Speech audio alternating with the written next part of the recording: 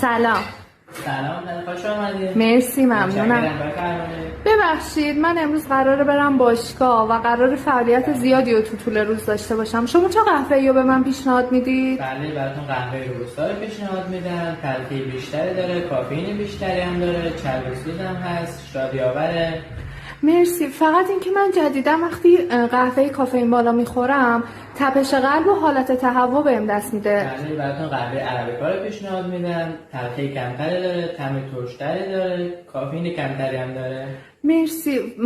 فقط راستش من جدیداً با طعم قهوه خیلی کنار نمیام. میتونید به من پیشنهادی رو بدید که طعم قهوه رو برای من ملایم تر کنه و رژیمی باشه؟ بله، براتون لبه رو پیشنهاد میکنم چون ترکیب شیر قهوه هستش، رژیمی هم هستش، طعم ملایم‌تری هم داره. مرسی. پس یه لته به من بدید. بله. مرسی.